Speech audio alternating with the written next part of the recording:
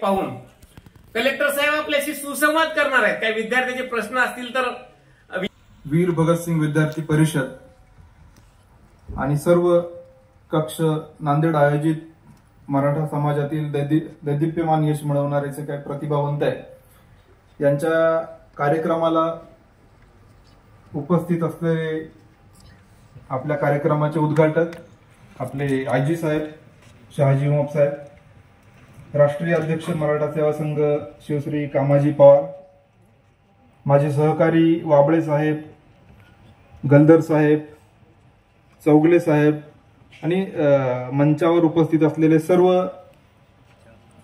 मान्यवर। सगळ्यात महत्त्वाचं म्हणजे या कार्यक्रमाला सगळ्यात महत्त्वाचा जो घटक आहे आजच्या कार्यक्रमाचा सत्कार मूर्ती ज्यांनी मोठं यश मिळवलेलं आहे आणि त्यांचे पालक या सगळ्यांचं मी स्वागत करतो। आणि या कार्यक्रमाची सुरुवात करण्यापूर्वी राष्ट्रमाता महासाहेब जिजाऊ आणि छत्रपती शिवाजी महाराज यांना वंदन करतो।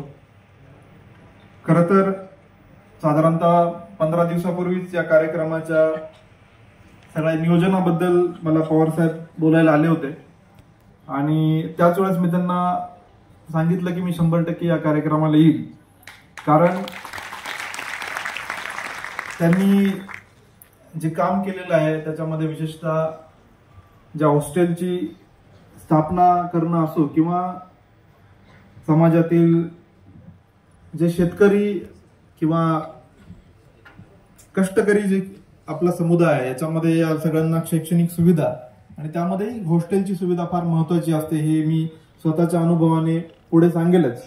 तर हे मी बघितलं आणि इथं शिकून मुलांनी जे काही यश मिळवलेलं आहे आणि येणारा जो ऐकणारा ऑडियन्स हा सगळा गुणवंत विद्यार्थी आहे याची खात्री होती आणि त्यामुळेच मला असं वाटतं की काहीतरी बोललो आपण तर निश्चितपणे आपण काहीतरी कॉन्ट्रीब्यूट करू शकू। बऱ्याचदा अशा लेक्चरला कधी कधी जाणं होतं, परंतु तो जो वर्ग आहे तो फार वेगवेगळ्या पद्धतीचा असतो किंवा प्रत्येकाला कदाचित त्यामध्ये इंटरेस्ट असेलच असंही नसतं स्पर्धा परीक्षेमध्ये।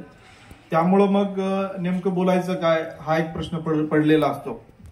तसंही मी यूपीएससी पास झाल्यानंतर आधी एमपीएससी पास झालो होतो, नंतर यूपीएससी झालो। कमी भाषणं द्यायची असं मी ठरवलं होतं, कारण एकदा आपण पास झालो तर आपलं पुढचं काम करणं आहे, आपल्याला काहीतरी काम केलं पाहिजे। आणि मधल्या काळामध्ये यूपीएससी एमपीएससीचं एवढं पेव फुटलं होतं आणि काही कुठलं तरी मोटिवेशनल लेक्चर ऐकून लोक तिथं उडी घ्यायची आणि स्पर्धा परीक्षेची 10 वर्ष तयारी करायची आणि त्यामध्ये पूर्ण करिअर पण लोकांचं निघून जायचं। त्यामुळं हा जो डोस आहे फार कॉशननी दिला पाहिजे आणि ज्याला मनापासून वाटतंय केवळ स्पर्धा परीक्षेनंतर जे काय एक चित्र रंगवलं जातं तसं पद्धतीने जर तो समजून इकडं जर वळला तर निश्चितपणे बऱ्याचदा खूप वर्ष निघून जातात आणि नंतर कळतं की नाही आपला हा मार्ग चुकलेला आहे। त्यामुळं आजच्या काळामध्ये ऑनलाईन खूप सारे लेक्चर्स आहेत, बरेचसे मार्गदर्शन आहे, त्यामुळे आपण आपली त्याच्यात भर कशाला संभाजी ब्रिगेड असा विचार करून मी फार कमी लेक्चर देत असतो। परंतु आज आवर्जून या ठिकाणी आलेलो आहे कारण काही गोष्टी शेअर केल्या पण पाहिजे। आता जसं वक्त्यांनी जे सांगितलं की विद्यार्थ्यांचा सत्कार सोहळा विशेषतः पवार साहेबांनी सांगितलं की आयोजित केला। गुणवत्ता ही काही कुठली मक्तेदारी नाही, जिल्हाधिकारी ती ग्रामीण भाग, शहरी भाग, जात, धर्म, राहुल कर्डिले साहेब लिंगभेद असं कुठल्या त्याच्यात अडकून पडणार नाही, ते सर्वव्यापी आहे। प्रेरणा मिळावी, प्रोत्साहन मिळावं, मार्गदर्शन मिळावं, जी समज आहे अनुषंगानं या कार्यक्रमाची आवश्यकता आहे सगळं समजून घेण्याची आणि त्यांची हा क्षमता आहे, भव्य कष्ट दिव्य करण्याची कार्यक्रम क्षमता आहे ती उलट शंकरराव चव्हाण प्रेक्षागृह नांदेड या ठिकाणी आयोजित केला।